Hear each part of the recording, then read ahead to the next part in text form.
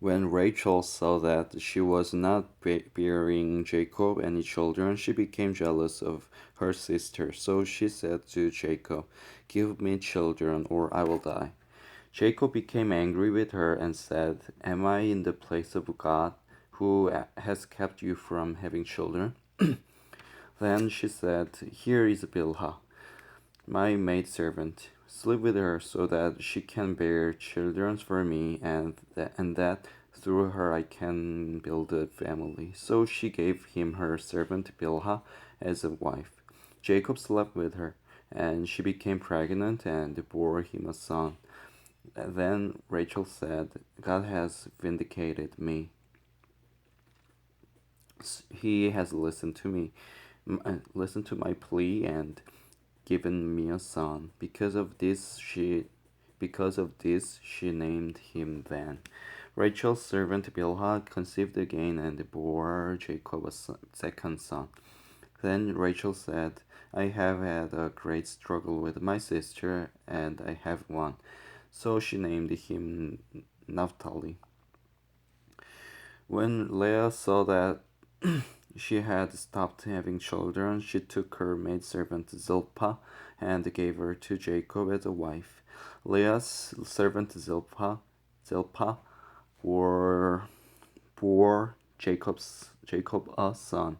Then Leah said, "What good fortune!"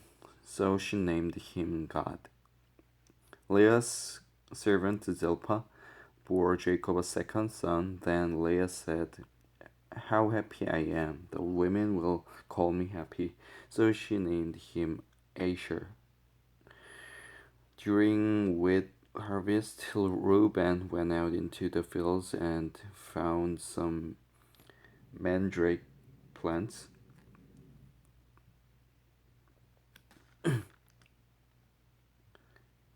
mandrake plants, which he brought to his mother Leah. Rachel said to Leah, "Please give me some of your son's mandrakes." But she said to her, "Wasn't it enough that you took away my husband? Will you take my son's mandrakes too?" "Very well," Rachel said, "he can sleep with you tonight in return for your son's mandrakes." So when Jacob came in from the fields that evening, Leah went out to meet him. "You must sleep with me," she said. "I have hired you with my son's mandrakes." So he slept with her that night. God listened to Leah, and she became pregnant and bore Jacob's fifth son. Then Leah said, "God has rewarded me for giving my maidservant to my husband." So she named him Issachar. Issachar.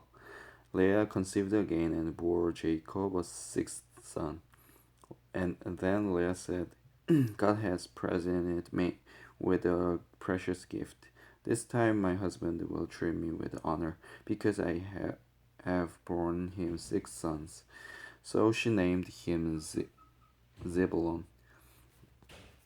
Sometime later, she gave birth to a daughter and named her Dinah. Then God remembered Rachel. He listened to her and opened her womb. She became pregnant and gave birth to a son and said, "God has taken away my disgrace." She named him Joseph and said, "May the Lord add to me another son." After Rachel gave birth to Joseph, Jacob said to Laban, "Send me on my way so I can go back to my own homeland. Give me my wives and children, and for whom I have served you, and I will be on my way.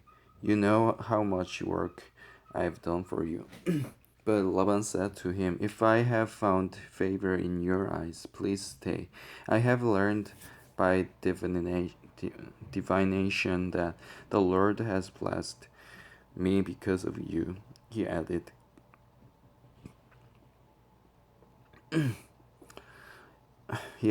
"Name your wages, and I will pay them."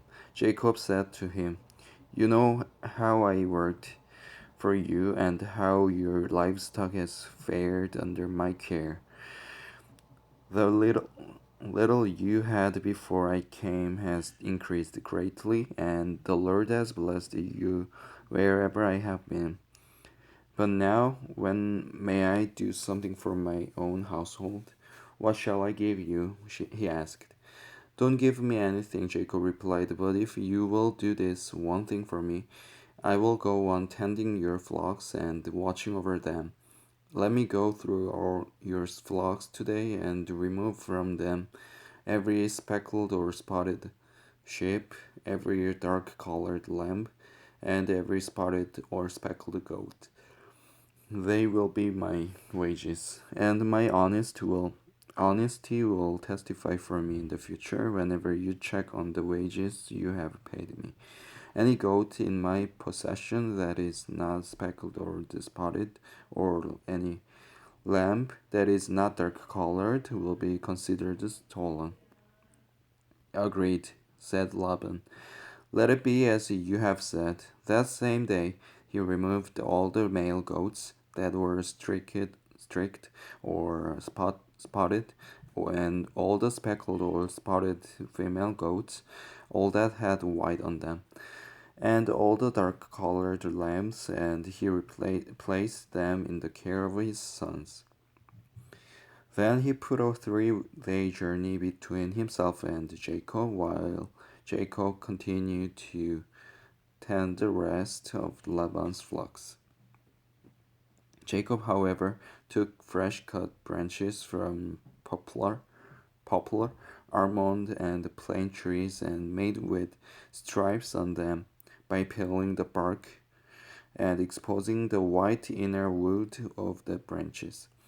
Then he placed the peeled branches in all the watering troughs so that they would be directly in front of the flocks when they came to drink.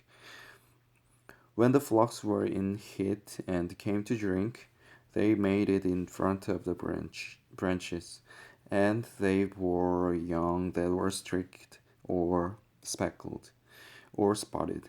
Jacob set apart the young of the flock by themselves, but made the rest face the streaked and dark-colored animals that belonged to Laban.